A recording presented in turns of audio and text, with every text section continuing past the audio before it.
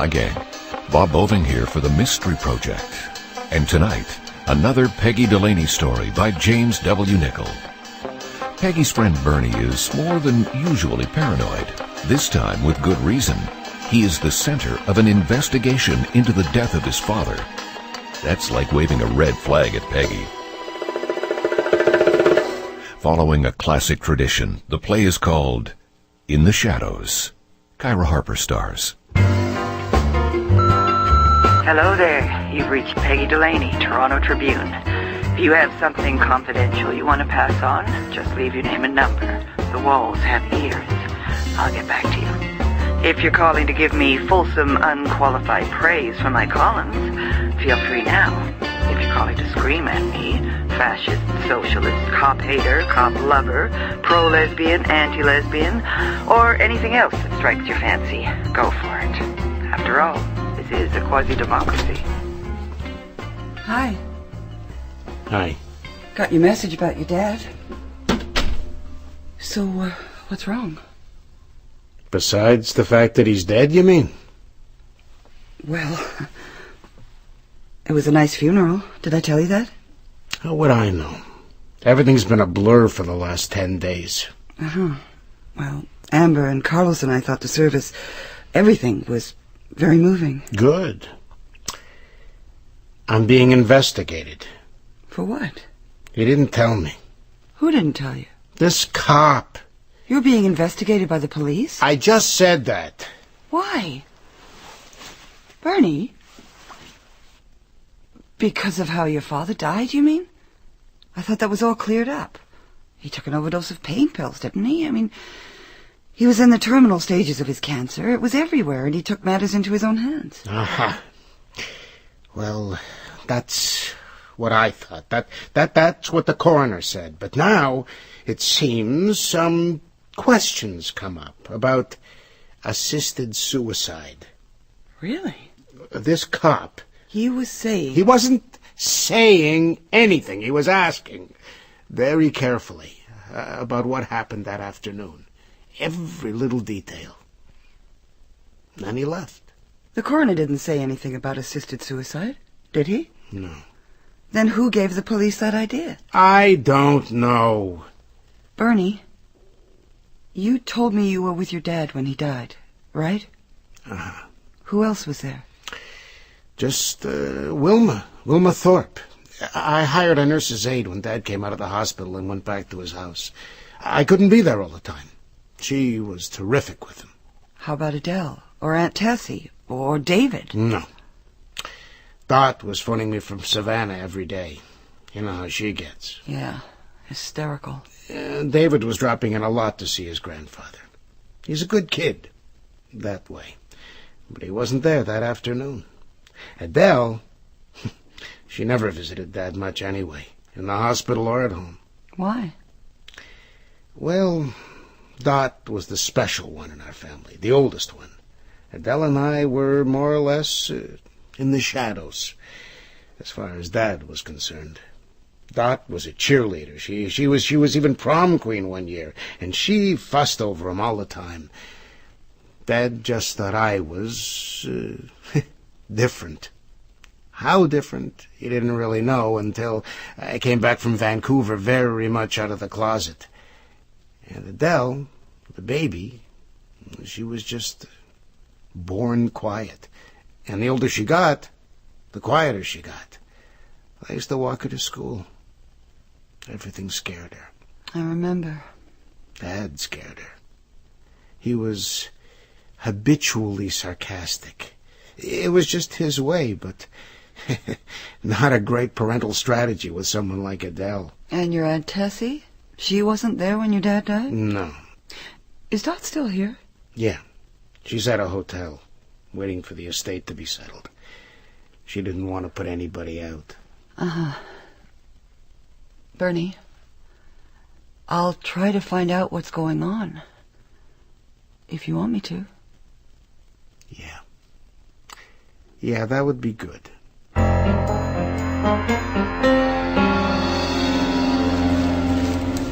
Hi. Putting on their winter coats? In a manner of speaking. Wrapping them in burlap. Poor shrubs. They get a ton of salt splashed on them. There. I'm Peggy. Are you Wilma Thorpe? That's right. I'm a friend of Bernie Sniderman's. I understand you nursed his father.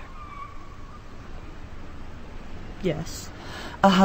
Well, some questions have come up around the circumstances of Mr. Sniderman's death. From whom? From the police. Of course, you know Mr. Sniderman took his own life. I'm not discussing a client's file with just anyone who happens to show up. Of course not. Bernie's waiting for your call. He'll give you permission to speak to me. He's asked for my help. Come into the house. So, are you gonna call Bernie? No. Why not? Sit down, please. Thanks. There's no point in calling Mr. Sniderman. Because I can't tell you anything anyway. Not with the police investigating. What if there's an inquest? I'll certainly be called to testify. How would it look if I gave out information now? To the person. Or his agent. Who's the subject of the investigation? Meaning Bernie? Yes. What I should have done was tell the coroner everything that was concerning me at the time, right or wrong, or just kept my thoughts to myself. But I didn't want to say something that might turn out not to be correct, and that would cause Mr. Sniderman problems.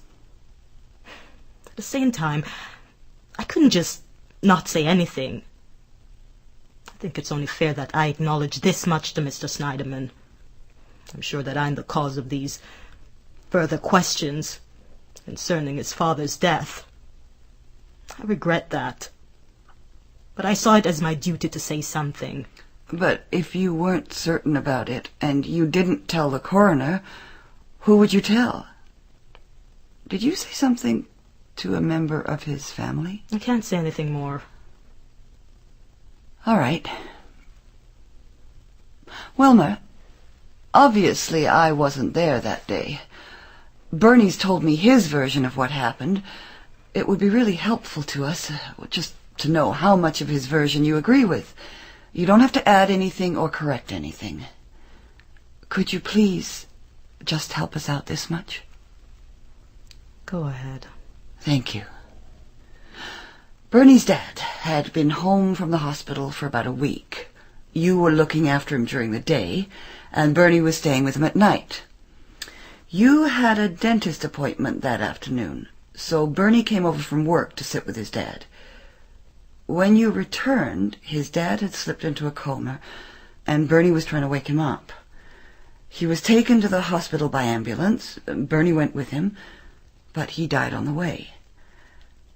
You were making up the bed and found an empty pill bottle that had fallen between the mattress and the sideboard. You called that information into the hospital, and later the coroner confirmed that while Bernie was taking a nap upstairs, his father had taken an overdose of morphine. Right? Right. Bernie said that his father had taken about 30 pills. 26. He had a 5-day prescription.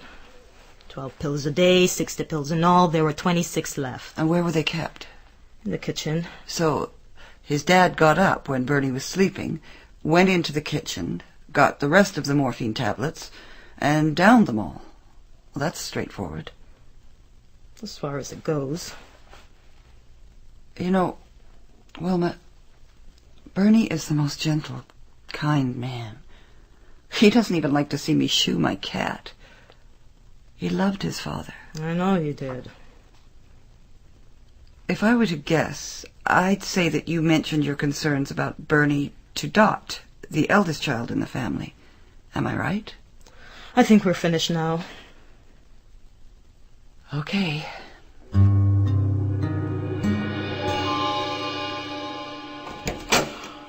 Well, Peggy! Oh, Peggy! Hello, Dot. This is a surprise! Come in. How wonderful to see you again. Well, thank you. I was remarking to Aunt Tessie how nice you looked at the funeral the other day. Really? With your new man. He's a big one, isn't he? Well, don't let him run to fat now. I won't. Oh, Hi, Adele. Hi, Peggy. You're not staying here too, are you? No. I asked her to, actually. Didn't I, Addie? Get out of Parkdale for a change. Can you imagine living over a store in Parkdale? I'm not over a store, Dot. It's a restaurant. Worse. I like Parkdale. Oh, yes. And one day you'll be found in some alley somewhere with multiple stab wounds.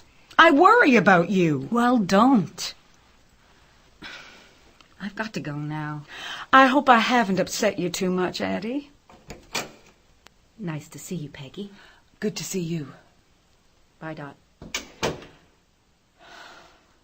She's so distant. Well, Bernie said she was always the quiet one.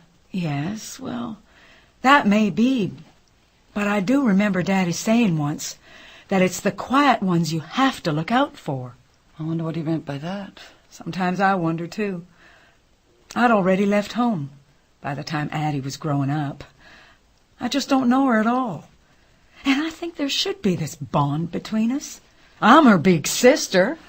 Yeah, well, Dot, the reason I dropped around to see you, I want to compare notes. Notes? Mm-hmm. I was talking to Wilma Thorpe today. You know, your dad's home nurse. And she told me something that was, it was quite a shock. Oh?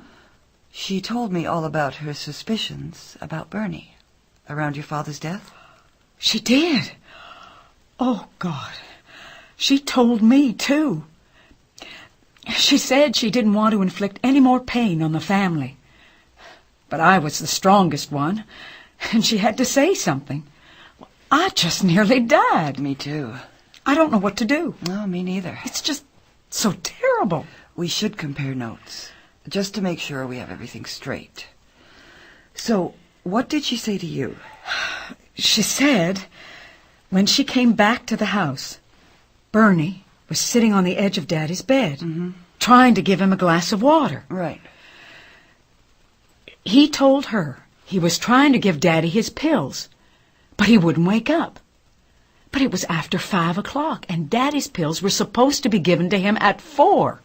Well, you know how punctual Bernie is. And he didn't have any pills in his hand anyway. That's exactly what she told me, too. Not only that, there were loads of pills in that bottle. Daddy's hands were so shaky, he was too weak. It wasn't possible for him to take all those pills by himself and not drop at least 1 or 2. After she found the empty pill bottle, she looked all around, but she couldn't find one solitary pill in that bed. So, naturally, she was suspicious. Yes. What have you done with this information, Dot? Have you told anyone? No. I've just worried myself sick about it. But I haven't told a soul. Except I told Adele just now. And David is my only child and the only grandchild, so I told him. And of course, Aunt Tessie. Aunt Tessie? Why didn't you tell me that Wilma found you sitting beside your dad, trying to wake him up for his 4 o'clock pills at 5 o'clock? 4 o'clock, 5 o'clock. I didn't think it mattered. Why? Why? I looked in on him at 4 o'clock. I said, Dad, time for your pills. But he was asleep, peaceful, snoring away. He'd had such a bad night the night before. I decided to give him a little longer. I went upstairs to my old bedroom, stretched out, fell asleep. I didn't wake up until 5. I hurried back downstairs. I got the 2 pills Wilma had left out and a glass of water. But I couldn't wake him. And that's when she came back in from the dentist. Bernie, Wilma says she didn't see any pills in your hand.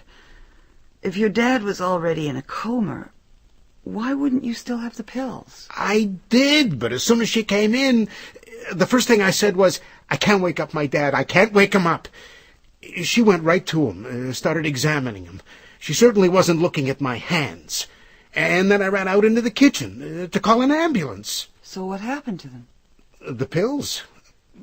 I guess I stuck them in my pocket. I didn't even realize it until that night. I was getting undressed, taking the change out of my pockets, and there they were. What did you do with them? Oh, what good were they? It was all over. Dad was gone. Bernie, what did you do with them? I threw them out.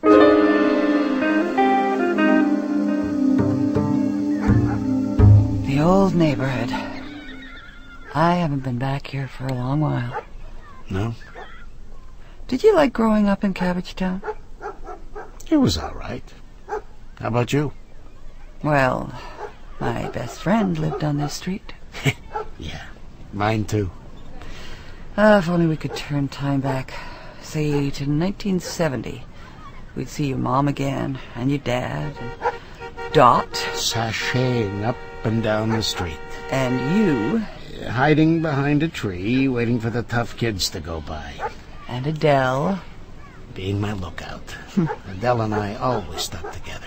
Yeah. So, how did Adele and your dad get along? Okay. When she was young. Later on, when I'd taken off to Vancouver with you, if you remember. How could I forget? I think Adele and Dad had some problem. Did they? Yeah. Adele got into trouble. You know, boy trouble. Oh? When she was 17. She called me up in Vancouver one night. She was pregnant. What should she do? Should she have an abortion? Her boyfriend was claiming it wasn't his kid. And she was crying. I couldn't help much from there. I didn't know what to tell her, you know, about what to do. But Mom was great, as usual.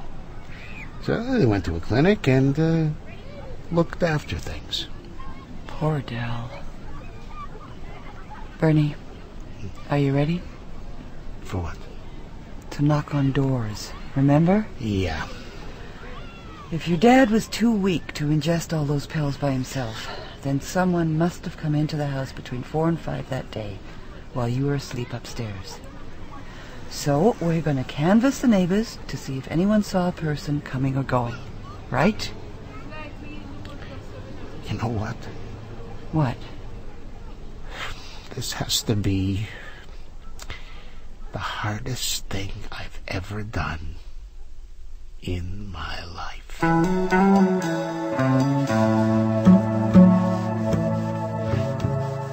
Oh. Do you like it? Well, yeah, it's... wow. Better than this old puke green, huh? What's this new color called again? Frosty peach. Right. And Carlos is going to put up a mirror for me with makeup lights all around it. Really? It'll make the room look bigger, for one thing. I know it's small, but because it's just off the kitchen. And it doesn't have a shower, just a tub, but it's all mine. Yes, it is. So where have you been? With Bernie. Some questions come up around how Bernie's dad managed to ingest 26 pills all by himself. What? Somebody might have helped him. You're kidding. That's awful. Isn't it? Well, I don't know. Bernie and I were talking to his dad's neighbors. We found this one guy who says he was cleaning up his yard that afternoon. He remembers a bluebird cab pulling up.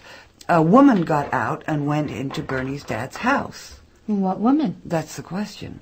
A half hour later, he noticed her coming back out again and hurrying away down the street. Oh, that could be Carlos. I'll get it. Hello? Hi. Did you find anything out? Yes, I did. I had to flash my police ID, though, to get the Bluebird Cab Co-op to show me their trip sheets. You owe me one. Okay. So, what did you find out? Well, they picked up a passenger at 3:55 p.m. that afternoon and dropped her off at 68 Tulane Street at 4:15. Bernie's dad's place. That's the address you gave me. Uh-huh. So, that all fits. Did you find out where they picked her up? Yeah, 1421 Queen Street West. That's quite a long ways out. Uh-huh. Let's see, about... Oh, no. Oh, no. What? That's right in the middle of Parkdale.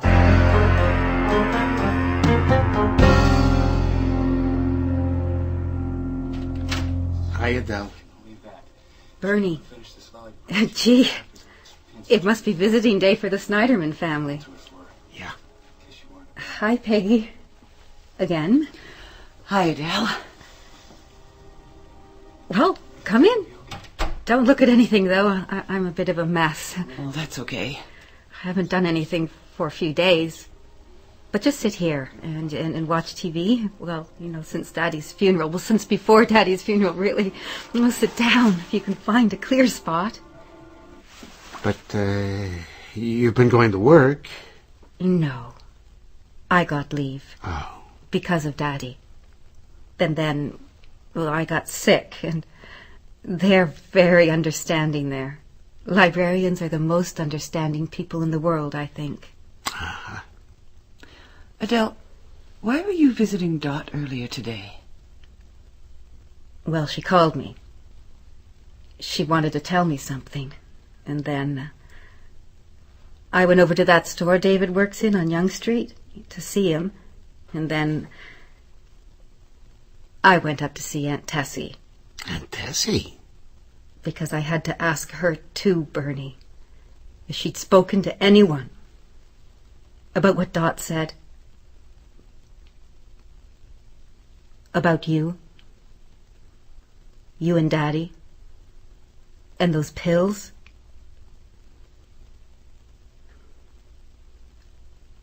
Why you're here, isn't it? Yes. Thought so. Bernie, I wanted to make sure that story stayed in the family. You wouldn't do anything like that. No. No, of course you wouldn't. So I asked Aunt Tessie if she'd kept it to herself. And?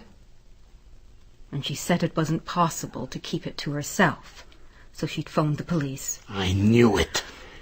She said that you had betrayed all the family, that everybody wanted their last moments with Daddy, to kiss him one last time, and by your selfishness in doing what Daddy wanted you to do that day, you'd robbed everybody of their special connection to him. You made a decision you had no right to make. Adele, you know who she was really talking about, don't you? Yes. I came home and I made a phone call to the police. They'll be here soon. I wouldn't let anyone hurt you, Bernie. Adele, please, please tell me what happened. What happened? I expected the nurse to be there. That's what happened. But she wasn't. Just Daddy. I'd come just for a visit, really. He hadn't spoken to me in 20 years, Bernie. He disapproved of me. He disapproved of everybody. I mean, after what happened to me, when I was 17 and you were in Vancouver. Right. He never spoke to me much after that. Oh, he did once.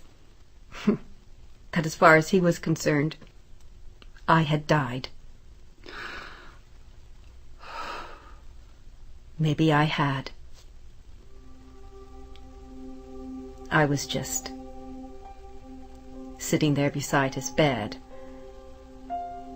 I think I maybe wanted to talk to him about all those old hurts, before he went away. But of course I couldn't find the words. So I just sat there. And he pulled this pill bottle out from under his sheets. And he had this glass full of water. And he started to swallow them, one by one. Adele. I just watched. He said, "I'm in so much pain. So tired, Adele. Help me." And then he smiled, like he hadn't smiled at me in so many years. "I love you, Adele," he said. And the water was spilling, and he was beginning to drop pills, and I don't know why. Bernie, I don't know why. But I started to help him. I helped him until he had swallowed every one of those pills. And I don't know if at that moment I loved him or I hated him. Adele. Oh, I'm here, Adele. I'm here. Just like in the old days, eh? Bernie and Adele. Yeah.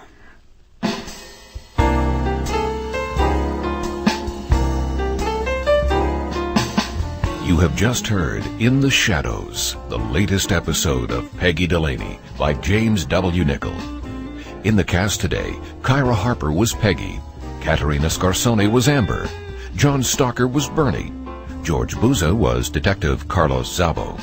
With them were Sharon Forrester as Wilma Thorpe, Deborah Grover as Dot, and Anna Louise Richardson as Adele. The music was composed and conducted by Milan Kimlicka and performed by Ray Parker, Kevin McKenzie, Rick Whitelaw, and Scott Alexander. The recording engineer was Wayne Richards, with sound effects by Matt Wilcott. The associate producer was Colleen Woods. Production and direction were by Bill Howell, the executive producer of the Mystery Project. Our coordinating producer is Barry Morgan. I'm Bob Boving, thanking you for listening and wishing you all a happy holiday. May all your mysteries be cheery surprises. See you next week.